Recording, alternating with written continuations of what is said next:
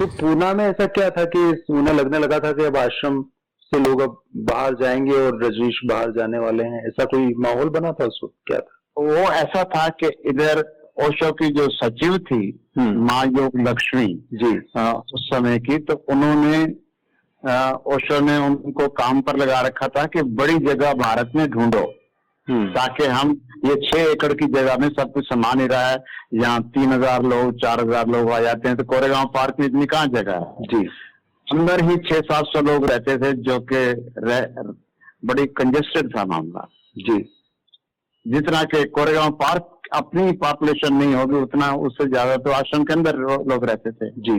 तो उसका ये था कि अब इसको विस्तार देना है तो कोई जगह चाहिए, तो कच्छ में मांडवी में जगह ढूंढी गई, वहां फिर मुरारजी भाई ने बीच में अड़ंगा डाल दिया और उस समय वो जब इंदिरा गांधी प्रधानमंत्री थी तो शिवराज पाटिल जो थे वो होम मिनिस्टर थे उस समय, तो जो फाइल इंदिरा गांधी ने कह दिया कि होम गृह मंत्रालय को फाइल भेज दी कि आप इसको देखिए, ओके कर दीजिए। अच्छा। तो गृह मंत्रालय की नोटिंग हो गई कि नहीं नहीं वहां इतने सारे विदेशी आएंगे कच्छ में तो ये मुश्किल हो जाएगा, ये राष्ट्रीय सुरक्षा में कुछ गड़बड़ हो सकती है। तो मुझे शिवराज पाटिल ने स्वयं ये बताया था कि ये मेरी भूल थी कि मैंने ओशो की फाइल पर गलत नोटिंग कर दी, इंदिरा गांधी तो चाहती थी कि वो यहाँ रहें। अच्छा, तो हाँ, ये उन्होंने मुझे खुद स्वीकार किया जब मैंने कभी उनको चंडीगढ़ के गवर्नर बने हुए थे, मैं मिला था तो पत्रिका लॉन्च करवाने आया था, तो मुझे ये बात बताई उन्होंने। अच्छा। कि मैं आज तक उससे मैं गिल्टी फील करता हूँ कि मैंने ये क्यों किया। जगह मतलब हम 1 साल से 2 साल से समझिए कि 79 से हम इस प्रयास में लगे थे कि कोई बड़ी जगह चाहिए और वो बड़ी जगह नहीं मिल पा रही थी भारत में। और इतने में ओशो की वो जो पीठ का दर्द भी बढ़ गया, तो क्योंकि लगातार वो सुबह शाम प्रवचन देते थे, सुबह 2 घंटा, शाम को 2 घंटा संन्यास होता था, दीक्षा होती थी, सब चलता था, तो उनको कहीं खुली हवा में ले जाना था। तो ये सोचा गया कि ऐसा है कि शीला ने प्रपोजल दी होगी कि यहाँ कुछ नहीं हो रहा है, तो हम आपका इलाज भी हो जाएगा वहाँ पीठ का और अच्छी हवा में आप थोड़ा खुलकर घूम भी सकेंगे। ओरेगन की कोई स्मृति है आपकी? हाँ, मैं 3 साल बताइए ना, कैसी थी वो काल कैसा? ओशो पहुँचे थे वहाँ ओरेगन में अगस्त के महीने में। उसके पहले न्यू जर्सी थे, न्यू जर्सी में एक सेंटर था उनका, वहाँ रुके थे। वो एक जैसे वो होता है ना फोर्ट, किला, तो उसमें उन्होंने कई कमरे थे उसमें, तो और ले लिए, वहाँ रुके थे। फिर शीला ने जगहें ढूंढना शुरू किया, तो ओरेगन में ये जगह 126 स्क्वायर माइल 64,000 एकड़ जगह मिल गई, तो वो एकदम मरुस्थल में थी और कैलिफोर्निया से भी आगे, फार एंड नॉर्थ वेस्ट चुनौती वाली जगह थी। ऐसी जगह जहाँ घास के तिनके भी दिखाई नहीं पड़ते, छोटे छोटे सेक ब्रश की झाड़ियाँ ही दिखाई पड़ती थी जो सूखी हुई, और खूब स्नो गिरती थी। ले लिया हमने, तो मैं वहाँ पहुँचा था अक्टूबर में, अगस्त में ओशो पहुँचे थे, मैं 20 अक्टूबर के आसपास पहुँची, घूमता घामता यूरोप से पहुँची।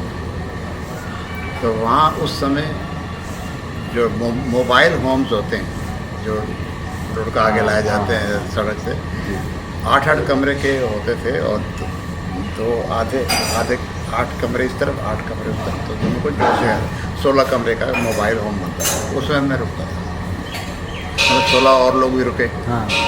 तो ऐसे कोई छोटे मोबाइल भी होम होते थे, ट्रेलर होम, ट्रेल करके लाए, तो वो सेटअप डिपार्टमेंट था, उसमें मैंने काम किया। जैसे उसको नीचे ईंटें फिक्स करनी है, वो तो लुढ़का के लाए हैं, अब तो फिक्स करेंगे, इलेक्ट्रिसिटी जोड़ेंगे, पानी जोड़ेंगे, सब जोड़ेंगे। आपका अनुभव तो बड़ा जबरदस्त। हाँ, उस डिपार्टमेंट में था।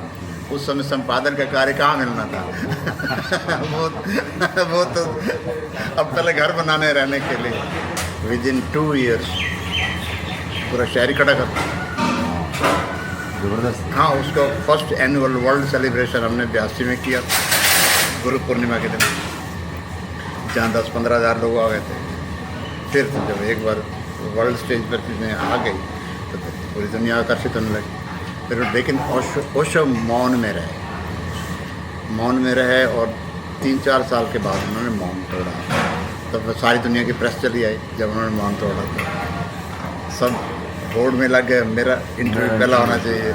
ऐसे तरह चला गया। तो आपकी भूमिका उसके बाद ये सारा वहाँ मेरी विशेष भूमिका नहीं हो सकती थी, क्योंकि मैं एक तरह से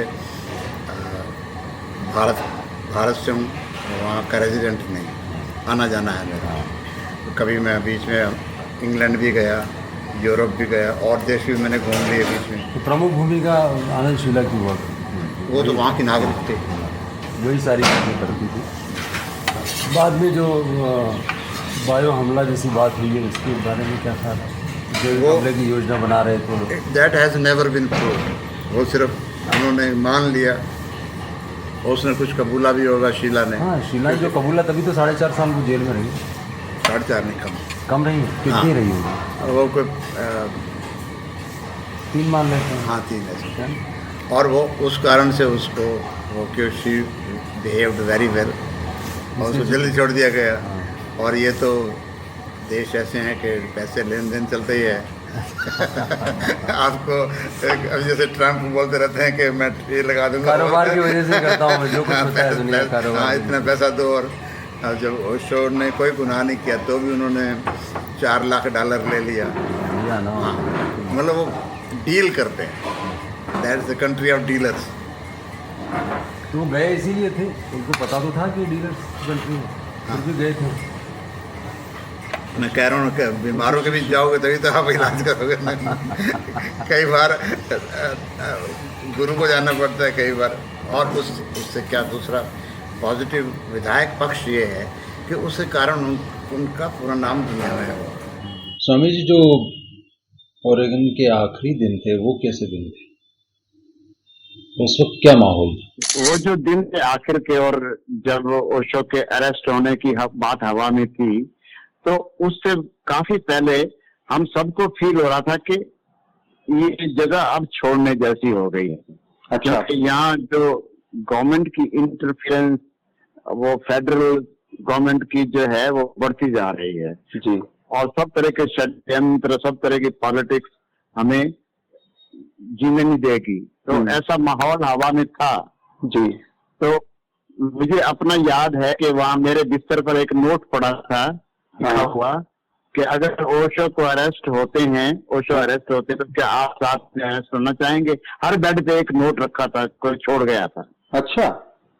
हाँ, तो एक अमेरिकन उस हमारे घर साफ करने आता था। अच्छा। उसका रोल था सफाई करना, बिस्तर बनाना।